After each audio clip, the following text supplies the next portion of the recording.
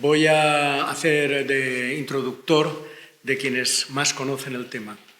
El libro que presentamos, América Latina y el Caribe, la lucha revolucionaria en la región más desigual y violenta del mundo, título largo, es una síntesis, un compendio que ha hecho el esfuerzo Daniel de un periodo bastante amplio de la historia de América Latina y de buena parte de sus países y de experiencias políticas interesantes y sobre las que conviene reflexionar. Como toda cosa bien hecha, pues ha tenido un diálogo con Roberto Montoya, que está a la izquierda de Daniel, que luego entrará a presentaros propiamente el libro, y con el ruso, que me acabo de enterar que se llama Esteban Chik.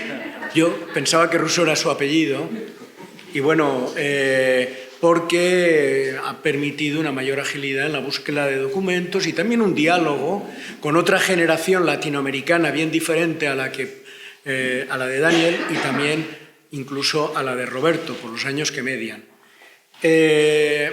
Yo creo que el interés fundamental es el que he señalado, pero quisiera, no me toca a mí señalar los puntos fundamentales, sino presentar al propio autor. Bueno, Daniel Pereira tiene un recorrido muy largo. La mayor parte de la gente que está aquí, cuando él empezó a militar, no estaba. Empezó a militar en torno al año 42, es decir, inmediatamente estaba en pleno conflicto la Guerra Fría, la Guerra Caliente, la Guerra Mundial.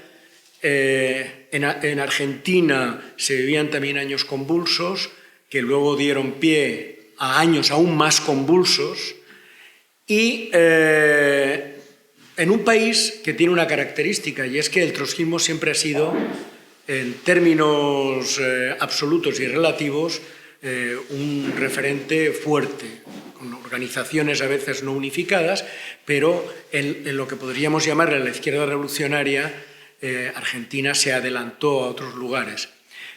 Y nace antes de la Revolución Cubana, que marcó la vida de esa generación. A otros nos llegó ya, pero éramos chavales cuando surgió, pero marcó la vida de esa generación y siguientes en todo el mundo, pero fundamentalmente en la América Latina. Por lo tanto, ha vivido acontecimientos importantes, acontecimientos interesantes. Ha sido dirigente de varios grupos, partidos trotskistas o cercanos al trotskismo. Fue un activista y dirigente sindical de la metalurgia, pero también, digamos, que se hizo incursión en otras formas de lucha. En una de las ocasiones eso le supuso cárcel en Perú por haber ido a ayudar con lo que fuera necesario a la revolución peruana en ese caso. Es decir, un internacionalista práctico. Y una cosa que no la sé por él, me la han contado, espero que no sea un bulo, se escapó de la cárcel. Estuvo varios años y logró escaparse de la cárcel en una fuga, digamos, muy dura. Pues bien, eso le permitió volverse a incorporar a la lucha política en Argentina en periodos de mayor o menor clandestinidad, pero siempre en el filo de la navaja en cualquiera de los casos. Tiene que exiliarse con el golpe de Estado militar y, entre comillas, tuvimos la suerte que él y su compañera Juanita vinieran, Juanita Perelstein, desgraciadamente no la tenemos ahora con nosotros, porque murió hace un poco de tiempo, 3 años, feminista, luchadora del movimiento obrero. Pues tuvimos la suerte de conocerlos. Entonces, bueno, Jaime Pastor y nuestra compañera, su compañera sentimental, nuestra compañera de partido, Lucía González, fueron los acogieron, fueron grandes introductores, aparte de forjar una amistad, de Daniel y de Juanita en la vida social y política madrileña. Entonces había un exilio argentino muy amplio, parte del mismo se reunía en un mesón que se montó en los años aquellos, al que íbamos, perdón, el Portalón, al que íbamos también gentes de España. Pero la característica es que no solamente vivieron ellos, junto a otros exiliados argentinos, la lucha por devolver las libertades a su país, la lucha por apoyar a los represaliados en su país, sino que se insertaron en la vida política. Cuando digo de la mano de Jaime de Lucía, quiero decir de la mano también del partido en el que en ese momento militábamos, la Liga Comunista Revolucionaria, que era la organización de la Cuarta Internacional en el Estado español, y dado que Daniel ya era militante de la Cuarta Internacional y había participado en reuniones internacionales, pues fue un tránsito, por así decirlo, natural. Pero lo hicieron muy en profundidad. Posteriormente también participó en la corriente que montamos dentro de Izquierda Unida y posteriormente en la fundación de Izquierda Anticapitalista. Es decir, hemos tenido un largo recorrido juntos durante estos años en los avatares, en este caso en el Estado español. Con esto quiero señalar una cuestión, es que el internacionalismo también se muestra luchando por aquel sitio donde uno se encuentra, es decir, luchando por las nuestras y los nuestros de cada lugar donde estemos. Bueno, esta carta de presentación hay que terminar con dos cosas. Ha sido muy activo escribiendo, de hecho, la idea de hacer este folleto viene de intentar poner en menos páginas el libro de Moncadas a Chiapas. Otros libros los ha escrito junto a Roberto Montoya sobre las operaciones siniestras en el Cono Sur contra el movimiento obrero. Pero os digo, después de leer el arte final, que no es un resumen del Moncadas a Chiapas, es decir, ha elaborado cosas nuevas en un espacio muy sintético. Y la otra cosa y final, yo tuve la suerte de ser compañero de trabajo laboral de Daniel y siempre que tengo ocasión lo digo, a mí me habría gustado que me hubieran hecho la fiesta de despedida cuando él se jubiló, que le hicieron a él, una fiesta de despedida muy cariñosa, y es que se había ganado a la gente. Esto es muy importante porque no solamente tenía ideas, sino que allí donde estaba atendía, escuchaba, era solidario, en concreto en lo pequeño, no solamente en lo grande, con las compañeras y compañeros. Dicho esto, creo que ya debéis de tomar vosotros la palabra. Deciros, no quiero olvidarme, que hay, además de este libro, hay muy pocos ejemplares en la librería de una autobiografía que hizo hace unos años, que realmente es muy interesante, muy apasionante leerla. Hay pocos ejemplares en la librería. Estas memorias es un librito pequeño, pero de gran interés. Buenas tardes a todos y a todas. Gracias por estar aquí. Primero, una pequeña corrección cariñosa a Manolo. No tuve la suerte de fugarme de la cárcel. Me cumplí todos los 5 años y medio sin ninguna duda. No sé de quién es el bulo, le estoy muy agradecido, pero no. Salí de la puerta acompañado de la cárcel, acompañado por mi abogado. En fin, cosas de la vida. La historia se hace también de bulos, ¿eh? Cosas de la vida, ahí sí, pero lamento no haberme fugado, pero no se dio. Bien, y la otra cosa es agradecerle a Manolo todas sus elogiosas menciones y demás, junto con los otros compañeros que están acá en la mesa, que me han ayudado de distinta manera a la elaboración de este trabajo. Se preguntarán ustedes por qué, para referirme a mi libro, que es La Revolución en América Latina y el Caribe, por qué le doy tanta importancia y de alguna manera centro el libro en la Revolución Cubana, de la que ya han transcurrido, parece mentira, más de 60 años. Ello se debe a que significó un gran cambio en el continente, ante todo porque por primera vez significó la existencia de una revolución socialista en esa inmensa región, a las puertas mismas del imperio. Además, porque se produjo en plena Guerra Fría, en un momento de gran tensión mundial entre Estados Unidos y la URSS, rozando el riesgo de una gran guerra mundial.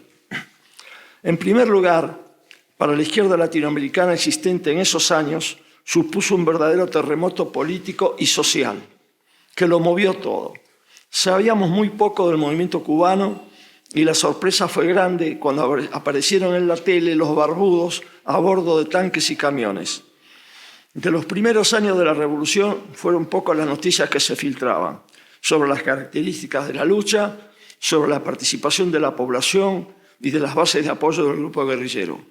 En los 2 años que duró el conflicto cubano, fueron escasas las noticias veraces que llegaban a nuestros países y muy pocas del movimiento guerrillero y menos de la situación política y social cubana y sobre todo de la extensión revolucionaria en todo el país. La realidad es que la Revolución Cubana fue desde el comienzo un movimiento radical, que fiel a su historia fue muy distinto a otras luchas de esa época y a las versiones que se daban de ella, como el contar con organizaciones político-militares a nivel nacional, disciplinadas y estructuradas, de su lucha implacable contra la dictadura y los torturadores, y contar con un programa de lucha donde incluían la defensa de la tierra y de la democracia. Como se llamaba su movimiento, el Movimiento 26 de Julio, contaba en toda Cuba con centenares de voluntarios que en la medida de las necesidades militares se fueron incorporando a las fuerzas de la guerrilla y a otras columnas que se fueron creando. Por lo tanto, no hay que confundirse. El núcleo inicial de 12 sobrevivientes al desastroso desembarco en Cuba difícilmente hubiera logrado resistir sin la eficaz ayuda del Movimiento 26 de Julio, que nutrió de suministros y combatientes al Grupo de la Sierra, que en su primer combate, a 3 meses del desembarco, ya contaba con unos 50 hombres armados. Esa idea inicial del núcleo, del foco, ignorando el inicio anterior de años de lucha, llevó a diversos grupos en otros países a lanzarse a la lucha guerrillera sin contar con la poderosa retaguardia con que contaron los cubanos cuando comenzaron su accionar en la Sierra Maestra. En el caso concreto de Argentina, la militancia de izquierda vivió ese fenómeno con desconfianza, dado que ni Fidel, ni el Che, ni Camilo, ni ningún otro líder se definía abiertamente como socialista durante la guerra de guerrillas, ni siquiera durante el primer periodo en el poder. Hubo quienes llegaron a pensar que se trataba de un instrumento del imperialismo, a lo que contribuyó la posición contraria a la guerrilla de muchos partidos comunistas.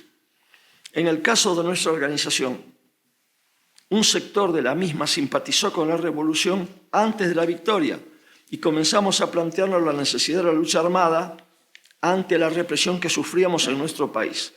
Por eso mismo, cuando los camaradas peruanos nos pidieron ayuda, de inmediato los apoyamos. Ya habíamos creado una pequeña organización armada, así es que enviamos a varios camaradas a Perú, entre los cuales me encontraba, como ya he sabido. Por lo demás, la invasión de Bahía de Cochinos en 1961 ya aclaró que estábamos ante una verdadera revolución, que Estados Unidos quería tirarla abajo. Fue recién en 1962 cuando se produjo la crisis de los misiles, donde apareció la URSS al lado de Cuba, incluso cuando se tuvo conocimiento de la existencia del equipamiento militar soviético de la isla y la tregua en última instancia con Estados Unidos. Incluso entonces, Cuba seguía manteniendo una política exterior diferenciada a la URSS, impulsaba el movimiento de países no alineados, mandaba tropas a África para ayudar en proceso de liberación. Y en definitiva, el hecho de haber mantenido siempre cierta independencia es lo que explica que haya resistido hasta ahora el brutal bloqueo a que está sometida la isla, mientras todos los países del este de Europa, satélites de la URSS, se desmoronaron a fines de los 80 e inicios de los 90. El fenómeno cubano dio lugar a crisis en los partidos comunistas de América Latina y otros movimientos del continente, a escisiones, a aparición de organizaciones político-militares en prácticamente todos los países de la región, a la discusión sobre la teoría del foco, sobre la revolución permanente, el rechazo a la teoría del socialismo en un solo país mantenido por la Unión Soviética. Incluso el proceso revolucionario continuó varios años en el continente, con el triunfo de la Revolución Nicaragüense en 1979, la irrupción de Chiapas en 1994 y el mantenimiento por un largo tiempo de la lucha en El Salvador y Colombia, entre otros países. El movimiento revolucionario en América Latina y el Caribe fue un fenómeno de una extensión extraordinaria. En muy pocos países del área dejaron de constituirse organizaciones armadas y de producirse luchas sociales de vasto alcance, representadas en casi todos los casos por partidos de nuevo tipo, rompiendo con la izquierda tradicional. Pese a que esos movimientos guerrilleros comenzaron por grupos pequeños que crearon focos en sus regiones montañosas y en algunos casos en zonas urbanas, en varios países alcanzaron proporciones notables. En Colombia, Nicaragua, Argentina, Uruguay y El Salvador contaron con varios miles de combatientes cada uno y con importantes zonas liberadas. En Colombia llegaron a contar con más de 15.000 combatientes, varias zonas liberadas y centenares de miles de personas bajo su control. En muchas otras naciones, con centenares de combatientes y protagonizando acciones de gran envergadura, tal el caso de Nicaragua. Entre estas merecen mencionarse la conexión con los movimientos campesinos e indígenas, la ocupación de tierras y el apoyo a otras reivindicaciones del sector agrario, por supuesto. Entre estos grupos con fuerte implantación campesina merecen mencionarse los casos de Nicaragua, México, Perú, Guatemala, entre otros. En resumen, podemos afirmar que el poderío armado de la guerrilla en América Latina y el Caribe sumó varias decenas de miles de combatientes armados, además de centenares de miles de voluntarios y activistas. Lo repito, el poderío armado de la guerrilla en América Latina y el Caribe sumó varias decenas de miles de combatientes armados, es decir, 40, 50, 60.000 hombres en armas, además de centenares de miles de voluntarios y activistas. En el plano urbano, sobre todo en países con mayoría de población urbana, muchas de estas organizaciones se centraron en el ataque a unidades de las Fuerzas Armadas y policiales, como fue el caso de Argentina, donde varios cuarteles sufrieron ataques con la finalidad de obtener armamento, algunos con éxito. El caso más notable fue el ataque al cuartel de Monte Chingolo, en las afueras de Buenos Aires, que fue en el año 75, que se saldó con una derrota total, donde participaron más de 200 militantes del PRT, siendo muertos cerca de 100. Este caso fue notable por el hecho de que la acción era previamente conocida por los militares y se conoce como una grave falla de seguridad que no se la haya suspendido. Lo voy a decir de nuevo porque es un caso único. Los militares tenían conocimiento de la operación planeada por el PRT, conocimiento por un infiltrado, que después fue detectado por el PRT y fusilado, ¿no? Pero teniendo conocimiento de ese hecho, la dirección del ERP no suspendió la acción.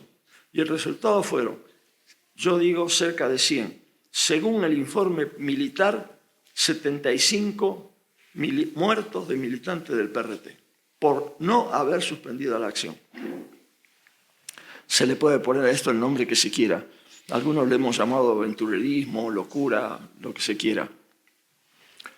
Entre otras acciones urbanas, merece destacarse la lucha por la liberación de presos políticos con el asalto a las cárceles, como ocurrió en Uruguay, y en muchos casos a través del secuestro de personalidades políticas de los regímenes o de personal diplomático de las potencias dominantes o coloniales para lograr el canje por los presos. En Brasil y Nicaragua fueron notables las acciones de este último tipo. Y como luchas en el plano urbano, hay que mencionar los casos citados de Uruguay o Brasil, así como los de Argentina o El Salvador, que llevaron a cabo acciones armadas de gran repercusión, como asalto a cuarteles militares y policiales con la finalidad de recabar armamento, de ataques a empresas y otras con el objetivo de obtener financiación. Hay una que acá no hago mención, pero no puedo dejarla pasar. En el caso de El Salvador, lograron atacar la base aérea más importante del país, atacaron por tierra y destruyeron al 90% de la Fuerza Aérea Militar de El Salvador, que es un hecho digno de mención, ¿no? No obstante, la inclinación hacia la práctica del foco guerrillero, la iniciación de la lucha armada sin una preparación previa suficiente y sin contar con una base de apoyo capaz de sustentar al grupo armado, contribuyeron en muchos casos a la derrota inicial, mucho antes de poder consolidar el proyecto armado. Contribuyó a esto una errónea lectura inicial del proceso cubano, que no era fiel a su verdadera experiencia. En el caso de Chile, que no alcanzó a protagonizar acciones de lucha armada, no obstante, el MIR planteó el problema a la dirección allendista, que no fue aceptada, pero que de todas formas el MIR inició actividades de preparación de sus cuadros. Hasta aquí he relatado brevemente las iniciativas en el terreno urbano. Entonces ahora digo, en el caso rural, en el terreno rural, muchas posiciones tienen que ser superadas con un estudio serio y una práctica realista. Un ejemplo de esto es la cuestión del campesinado, al que durante años se lo consideró como un falso aliado y no como un sector de los trabajadores al que hay que ganar para la lucha común. De forma fraternal y sin confrontaciones odiosas, por lo menos al sector más explotado del campesinado. Empleando para ello la lucha común en pro de la consecución de la tierra y las consignas de lucha como el reparto de las tierras, la ocupación de las mismas, como se demostró en el caso de Perú, donde incluso empleando el arma de la huelga se hizo posible unificar en la lucha a distintos sectores del campo. A pesar de estas luchas revolucionarias y la creación de organizaciones político-militares a nivel continental, la participación militar incrementada de Estados Unidos facilitó un cambio en la relación de fuerzas, lo cual hizo imprescindible la unidad internacional de partidos y movimientos revolucionarios con las consignas programáticas que le hicieron posible. Unidad internacional imprescindible que no se logró. Como parte de esa intervención imperial, se crearon la Escuela de las Américas, organismo que acogió en su seno a oficiales y suboficiales de todo el continente para su formación militar. Por ella pasaron decenas de miles de militares latinoamericanos, entre los cuales futuros jefes de dictaduras, como Videla y otros. Igualmente se crearon organismos de conducción conjunta que lograron unificar las técnicas militares y policiales, como la tortura y el empleo de nuevas tácticas. Junto con esa intervención directa del imperio, se implantaron más dictaduras a las ya existentes en América Latina.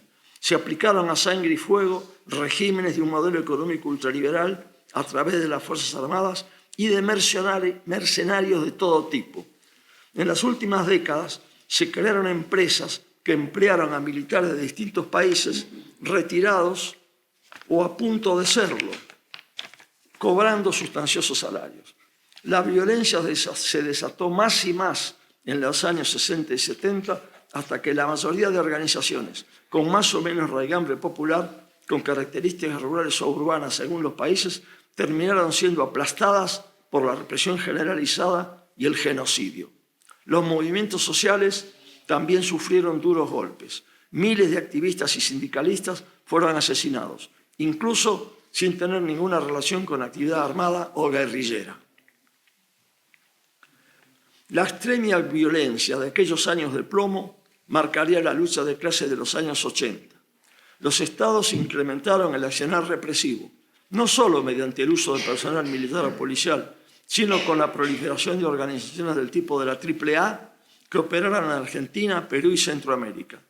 Es destacable el empleo de las desapariciones, que en países como Guatemala, Argentina, Chile y varios del Caribe abarcaron a decenas de miles de personas. También los encarcelamientos, las torturas, las deportaciones, los despidos de las empresas, las expulsiones de las tierras fueron empleados en múltiples países. Las represalias de todo tipo sobre militantes y familiares también estuvieron a la orden del día. El asesinato en la base naval de Trelew de los prisioneros que intentaron evadirse de la prisión, ametrallados por los infantes de marina que los custodiaban, los vuelos de la muerte, consistentes en arrojar desde aviones a prisioneros al mar o al Río de la Plata, son ejemplos terribles de lo que he dicho. Y la Operación Cóndor, donde se unificaron bajo el mando de Pinochet todos los servicios de inteligencia del Cono Sur. Bajo ese mando se realizaron las ejecuciones en Chile y diversos asesinatos de antiguos dirigentes chilenos refugiados en distintos países. La superación de esta violencia costaría tiempo para la recuperación del movimiento obrero y los movimientos sociales. Y a pesar de que el fin de la Guerra Fría coincide con la desaparición de las mayorías de las dictaduras en América Latina, el modelo neoliberal persistirá durante los años 90, aunque esta vez con cara civil. Es precisamente ese capitalismo salvaje y el modelo de los Chicago Boys el que con sus duros ajustes y agudización de la desigualdad social irá incubando nuevamente la resistencia, la recuperación del movimiento obrero y los movimientos sociales, que permiten desde fines de los años 90 un ascenso de las luchas populares y la llegada de gobiernos progresistas, de nuevo tipo, precedidas por la lucha ejemplar de Chiapas en 1994, que aún subsiste luego de más de 20 años de existencia silenciosa. Como parte de la memoria histórica que no podemos dejar de conservar, como lo hacemos en este libro, debemos recordar que en varios países de nuestra América participaron y cayeron, junto a miles de luchadores, camaradas de nuestro movimiento internacional, como fueron, entre otros, los casos de Argentina, Brasil y Perú. Y no podemos olvidar que la Cuarta Internacional, en su 9º Congreso Mundial de 1969, defendió con firmeza, sin olvidar diferencias internas, la práctica de la lucha armada. En la actualidad, todavía están presentes algunos protagonistas de aquella histórica reunión celebrada en Europa. Para todos ellos, vaya nuestro saludo.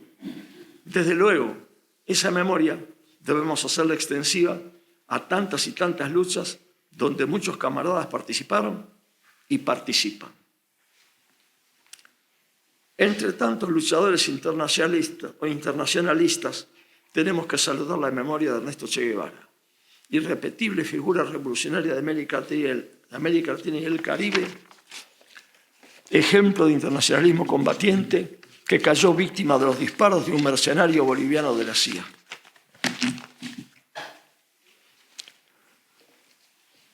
De la dura experiencia de las últimas décadas, los revolucionarios latinoamericanos podemos extraer valiosas enseñanzas que nos permiten resistir a nuevos avances del capital y librar otras luchas en muchos países. En primer lugar, la necesidad de contar con organizaciones políticas capaces de participar en todos los eventos sociales y políticos que afectan a la sociedad.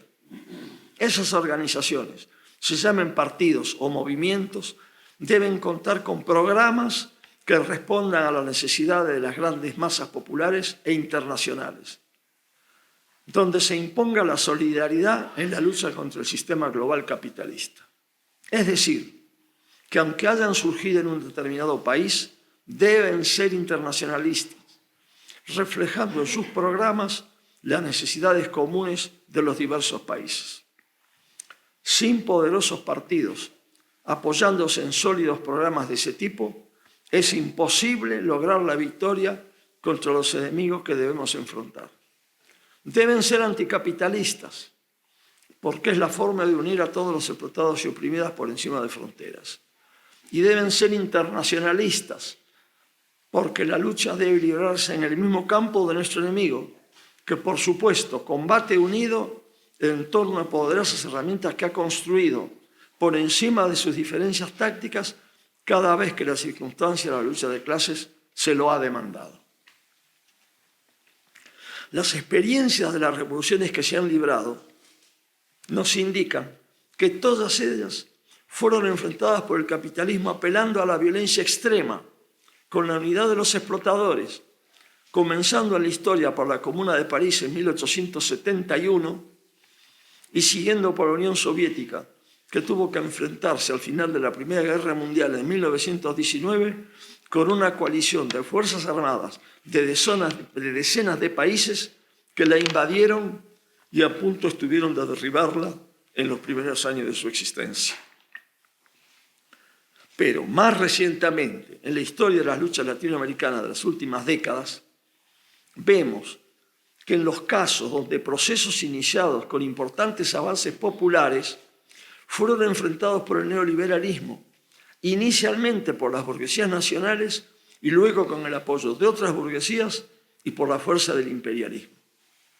Sin ir muy lejos en esas historias, observamos los casos de Cuba, Chile, Guatemala, Salvador, Colombia, República Dominicana, entre muchos otros, cómo fueron combatidos, en cada país con una táctica diferente, pero siempre apelando a la violencia más cruel, sembrando el camino con miles de víctimas. El imperio no se privó de nada. Masacres de poblaciones, asesinatos de dirigentes y activistas, feroces dictaduras genocidas, guerras fratricidas. Esas organizaciones políticas y movimientos sociales, además de los programas políticos mencionados y de su conformación nacional e internacional, que es la base imprescindible de su existencia, tienen que garantizar que su funcionamiento sea profundamente democrático, donde manden las bases, en las que se combata firmemente las tendencias burocráticas y sectarias. Tomando las recomendaciones de Miguel Romero, el Moro, nuestro antiguo dirigente, hay que evitar caer en la copia de modelos superados por la experiencia, como se ha probado en nuestra historia. Que no basta con la lectura y seguimiento de los textos clásicos, sino que es preciso actualizarlos para su empleo en realidades distintas de cuando fueron concebidas. Fuertes revoluciones han caído, como es el caso de la soviética, comidas por el enemigo interior burocrático, que devoró las conquistas logradas en beneficio del pueblo y puestas luego al servicio de castas minoritarias de burócratas. Y lo mismo ocurre con las prácticas sectarias, cuando se combate al enemigo interior, creyendo ver en diferencias políticas secundarias a un enemigo fundamental, siendo incapaces muchas veces de unir esfuerzos en pro de alcanzar los objetivos comunes y así obteniendo por lo menos una parte de lo necesario, que siempre será más y mejor que no lograr nada. De esos esfuerzos unitarios surgirá siempre un mayor apoyo de las masas, útil para futuras luchas. Combatir esa lacra, el sectarismo, con un combate constante, con la educación de las organizaciones, empezando por las bases, haciendo realidad de su práctica cotidiana, que son las bases las que deben mandar, desde el inicio de su construcción, y sabiendo diferenciar al enemigo de clase de los diferentes dentro del propio campo popular, que son distintos a nuestra fuerza y no sectores del enemigo capitalista.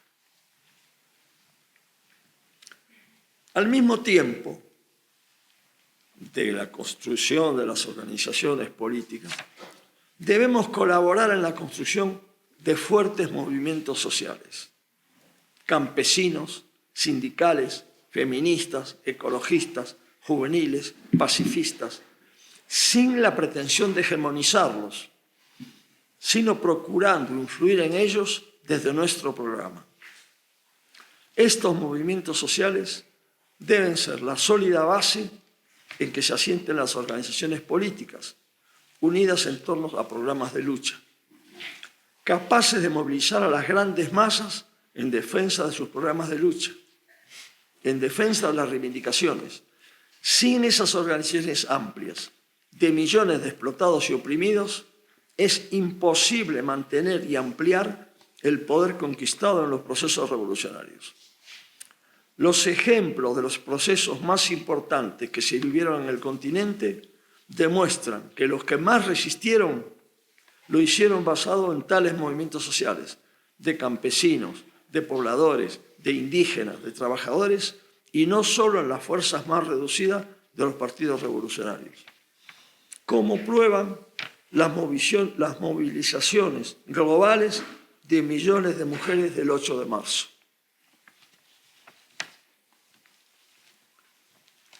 También de esto hay experiencias en nuestra historia. El caso de la victoria de la Revolución nicaragüense en sus primeros años de vida, en que se logró, tras la unidad conseguida entre las 4 distintas tendencias que existieron en el Frente Sandinista, unidad que solo se hizo posible cuando se la construyó en lo político y lo militar. Ejemplo que habría que seguir en los movimientos. Es interesante repetir esto. Ha habido una revolución en América Latina que hoy está podrida hasta los cimientos, burocratizada y sectarizada hasta los cimientos, que es la revolución nicaragüense. Ahí hubo 4 tendencias, políticas y militares, con direcciones diferenciadas, que fueron capaces, un año antes de la victoria, de unificarse totalmente en el plano político y militar y construir una dirección unificada que al año derribó a la dictadura de Somoza. En un año lograron unificar 4 tendencias políticas y militares distintas. Yo digo que habría que pensar, todos los movimientos y partidos revolucionarios tendrían que pensar y sacar conclusiones de esta experiencia, que hoy por hoy no deja de ser trágica, ¿no? Para lograr esa unidad de acción, que no es nada fácil, hay que implementar un permanente debate de las bases, confrontando de forma leal entre las distintas tendencias políticas, con un ejercicio democrático de las posiciones existentes, evitando los choques fratricidas, el uso desleal de prácticas antidemocráticas, como muchas veces, desgraciadamente, se hizo y se hace dentro del campo popular con métodos sectarios y desleales. Tenemos que saber diferenciar las luchas de ese tipo, poniendo siempre por delante la necesaria unidad de acción, la aplicación del programa común, los métodos democráticos, la solidaridad entre los miembros de los mismos movimientos. Las prácticas sectarias que fueron empleadas masivamente por el estalinismo a nivel internacional se caracterizaron por el desprestigio del rival y por la falsificación de sus posiciones. Y que actualmente se están empleando en organizaciones revolucionarias de este país. Tenemos que erradicarlas, esas prácticas sectarias, de las prácticas revolucionarias. Nuestra historia latinoamericana está llena de ejemplos, negativos y positivos, que debemos saber aprovechar en el funcionamiento futuro de nuestras revoluciones, como es el caso que citamos de Nicaragua, donde, por desgracia, en la actualidad lo que se impone es el ejemplo negativo de una dirección burocratizada que está llevando a la derrota una de las luchas más ejemplares que conoció nuestra América Latina. Otro caso donde se impone la lucha y la vigilancia contra el sectarismo y la burocracia. Muchas gracias.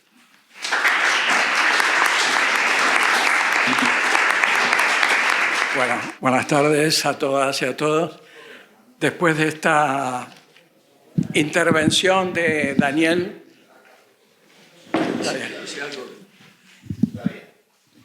¿Lo saco? ¿Está bien ahí? Bueno. Creo que no queda mucho por agregar.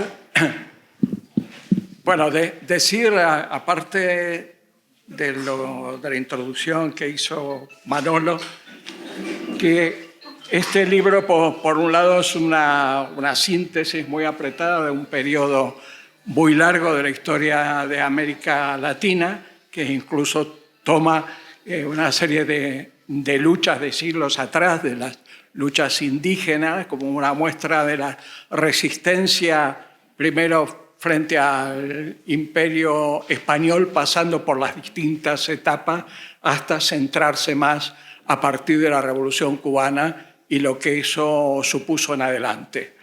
Creo que es importante el tipo de experiencia que puede transmitir Daniel, tanto en este libro como en otro que tuvo ya varias ediciones, que es del Moncada a Chiapas, pero también en las propias memorias de Daniel, en la cual muchos activistas, muchos militantes, incluso argentinos de mi generación, que transitamos buena parte también de esa experiencia violenta en América Latina y participamos de esos procesos de lucha armada, etcétera, desconocíamos lo que había existido en la generación de Daniel, los momentos anteriores a la lucha de la gente de izquierda antes de la Revolución Cubana. Muchos nacimos, éramos jóvenes y entramos a militar precisamente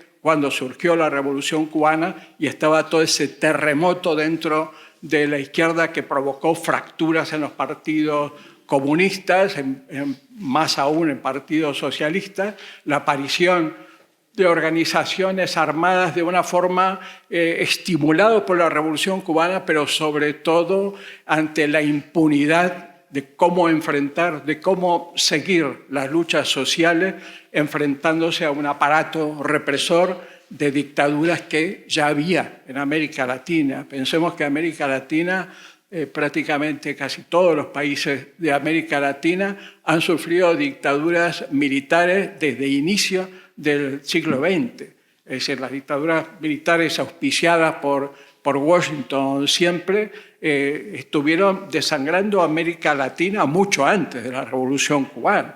Es decir, la Revolución Cubana provocó tal cisma y tal clima de tensión que en el año 62, 3 años después de la Revolución, pudo llegar a provocar la Tercera Guerra Mundial.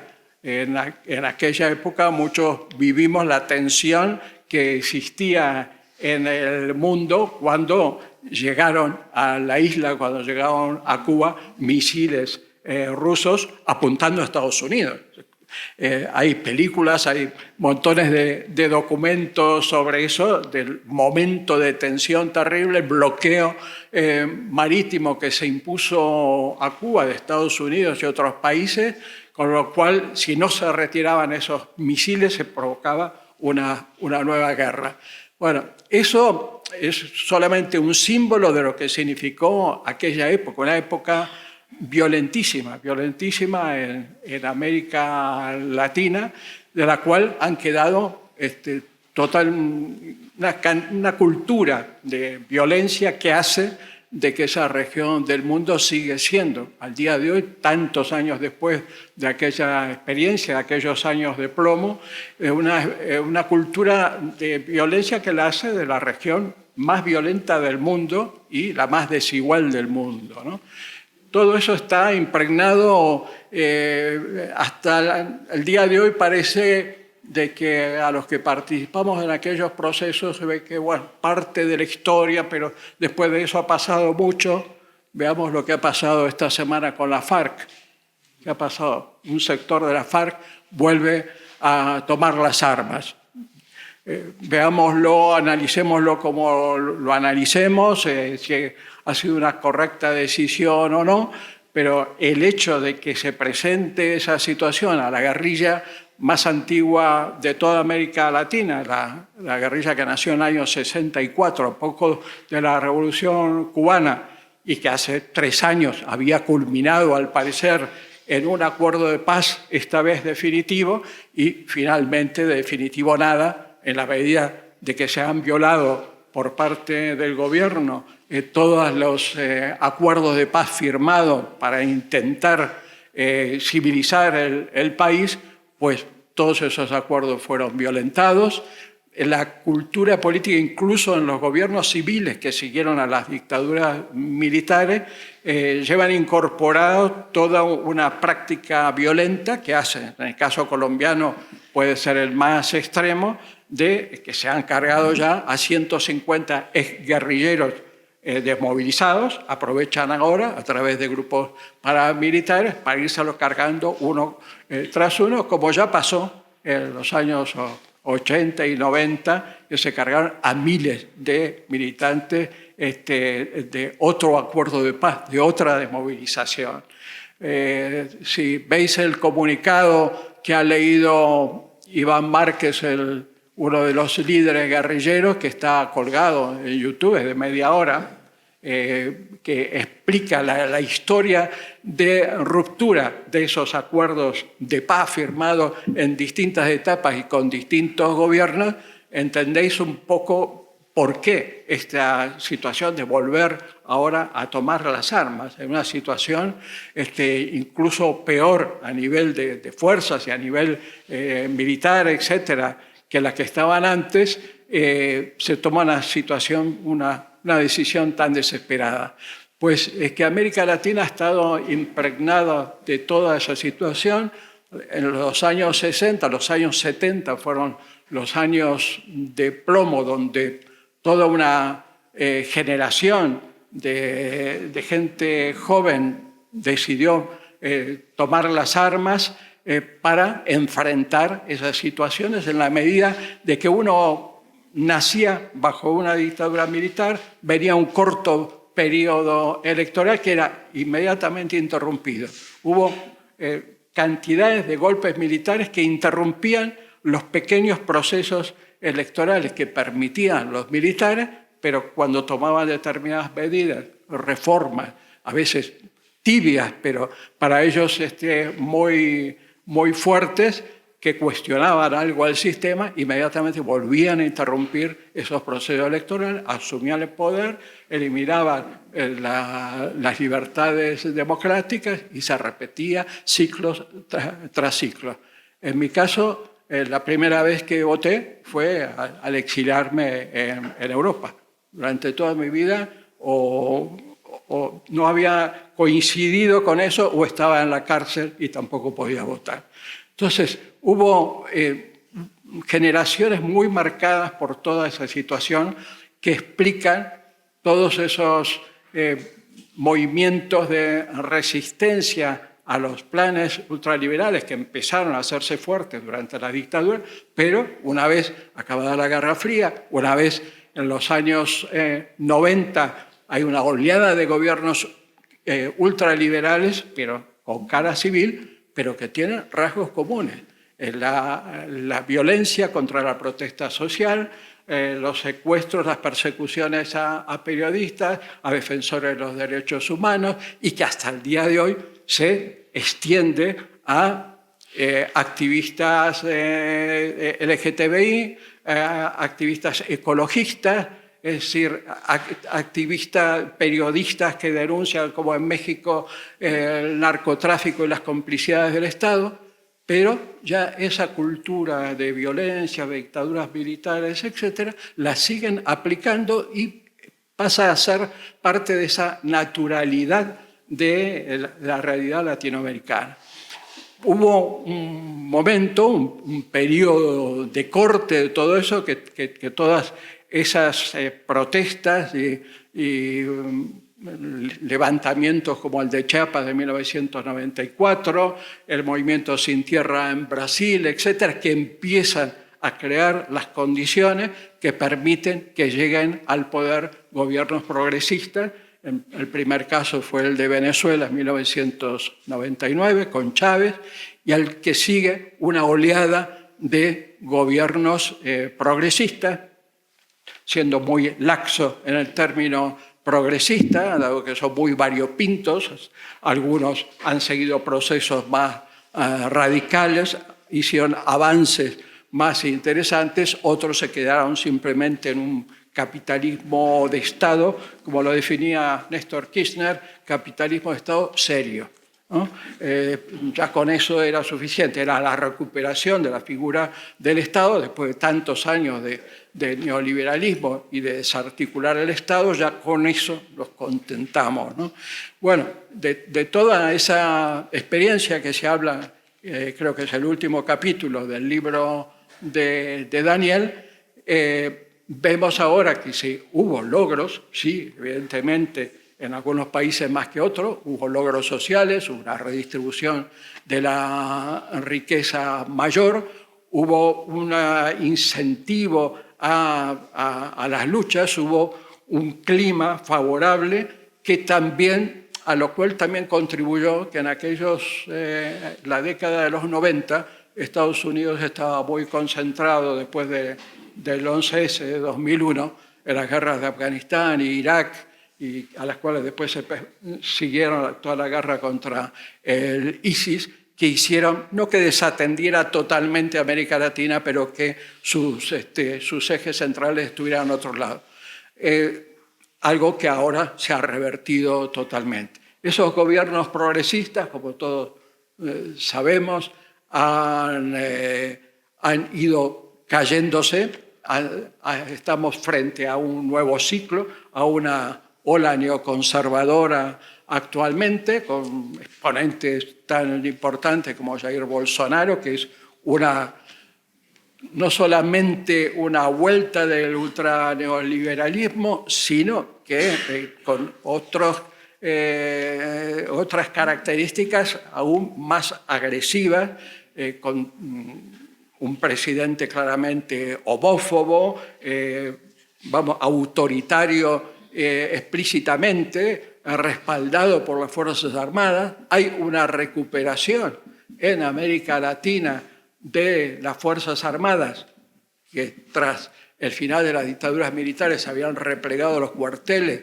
Hay una nueva vuelta de las Fuerzas Armadas a luchar en temas de seguridad interior.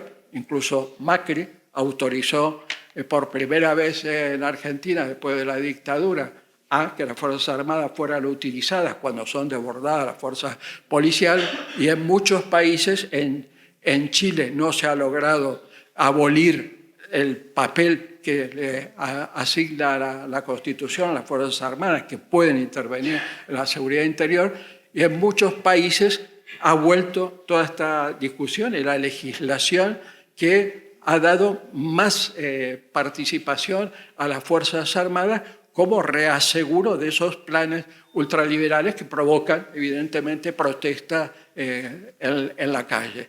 Esa situación, desgraciadamente, como todos sabemos, se ha ido desgastando, esos gobiernos progresistas se han ido desgastando con muchísimos errores propios, no han roto el modelo extractivista, el modelo rentista.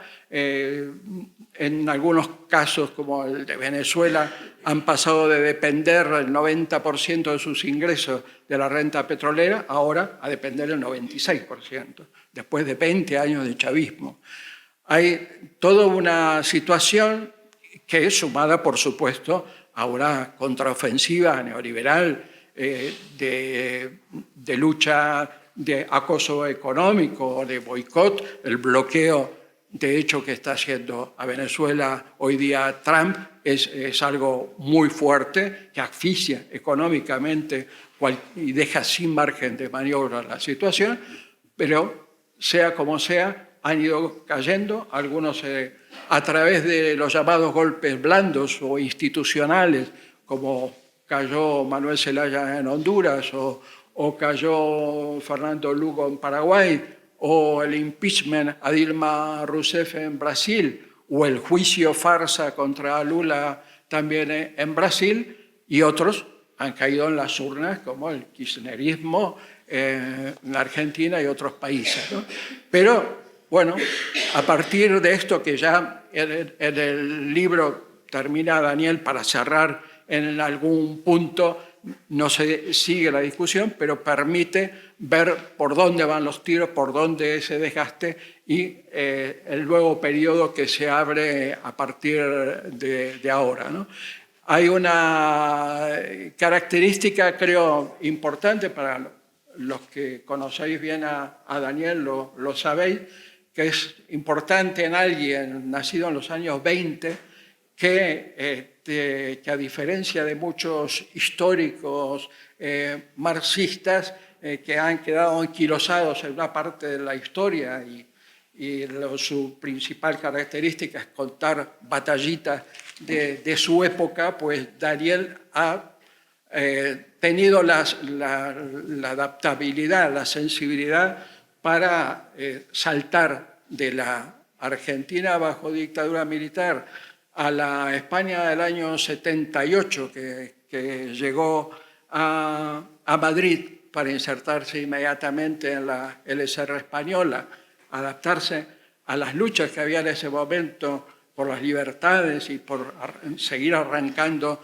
derechos en España, la sensibilidad frente al movimiento feminista, frente al ecologismo, frente a tantas reivindicaciones que muy poco tenían que ver con las historias de vida o muerte que se jugaban en ese momento, creo que es una de las características interesantes que hacen que este libro y los libros anteriores muestren la capacidad de conexión intergeneracional, ¿no? Es decir, no es casual, los compañeros de Hortaleza lo sabrán, la capacidad de Daniel para imbricarse, para relacionarse con gente mucho más joven, o incluso el trabajo que ha hecho durante estos meses con el ruso sobre este libro, viéndolos trabajar en casa de Daniel sobre estos temas. Creo que el ruso también podrá comentar ahora lo que significó para él este tipo de experiencia, pero creo que hacen unas características muy peculiares del personaje que tenemos hoy aquí. Bueno, por mi parte lo dejo. Nada, voy a ser muy breve. Bueno, primero el librito queremos vender toda la edición esta, así podemos seguir con otro proyecto que tenemos en mente. Si vendemos esto, pues podemos seguir y continuar con otra edición, por ahí mejorada, por ahí hacer un audiovisual o una versión digital, no lo sabemos, estamos viendo a ver cómo lo trabajamos. En primer lugar, creo que la experiencia creo que es muy valiosa, el haber estado, tuvimos como 6 meses trabajando todos los fines de semana, 6 meses. El libro que salió en una primera edición era el doble, tuvimos que recortar un montón de cosas porque claro, ¿no? Habíamos puesto de todo, ¿no? Teníamos que debatir a ver qué poníamos, qué sacábamos, qué era más relevante, si esto, si lo otro, cómo lo contábamos. Entonces creo que fue un diálogo constante, buscar material, buscar cosas sobre la parte de los gobiernos del cambio, el retorno de la derecha, ¿no? Que la enseñanza por ahí que sacamos de todos estos gobiernos del cambio que no han hecho los mecanismos necesarios como para implantar un cambio permanente, ¿no? Sino que vinieron los otros gobiernos y desarmaron todo de un plumazo. o casi todo, muchas cosas. Entonces, claro, todo esto nos pone en una situación donde nosotros tenemos que estar viendo, tenemos que pensar qué estrategias, qué técnicas o qué herramientas tenemos que utilizar totalmente distintas a las que utilizaron los compañeros, que por ahí han sido herramientas extremas, ¿no? La lucha armada ha sido bastante fuerte, ¿no? Y te arriesgas la vida que te maten, y seguramente que tienen muchos compañeros y amigos que han caído en el camino, ¿no? Desaparecidos, torturados o bueno. Y la verdad que cuando estábamos desarrollando este libro, con todos los casos de América Latina que son terribles, claro, una vez le pregunto, bueno, y Daniel, ¿y qué hacemos, no? Si ya sabemos lo que pasa, ¿no? Cuando te metes con el imperio, ¿no? Te tiran bombas, te matan, te torturan, te desaparecen. Y me dice, ¿y seguir luchando? ¿Qué vamos a hacer? ¿No? Que al final la enseñanza es esa, ¿no? Yo creo que el camino que tenemos que seguir es ese, el único que queda, contra un enemigo que muchas veces se nos olvida quién es el enemigo. Muchas veces tenemos las peleas estas dentro de Podemos, que si Pablo, que si Íñigo, que no sé qué. Y al final el tema importante es otro. Y estamos perdiendo un montón de energía en batallitas, en cosas que por ahí no tienen tanto sentido como el resultado final, ¿no? El objetivo que queremos llegar, que es transformar la sociedad y buscar un mundo más justo, ¿no? Y creo que bueno, muchas de las enseñanzas estas, las vivencias de aquel entonces, que nosotros no tenemos esas experiencias, no hemos pasado por esas experiencias. Nosotros a veces nos acojonamos por poner un cartel en un banco, o en una portada de un bus, o una pegatina, ¿no? A ver si nos dicen algo los de seguridad, ¿no? Y ver todo esto por ahí te hace verlo desde otra perspectiva, que bueno, que es interesante también ese cambio de perspectiva, ¿no? Desde dónde lo estamos mirando, desde dónde lo estamos viviendo y desde dónde lo vivieron los compañeros en esas situaciones extremas.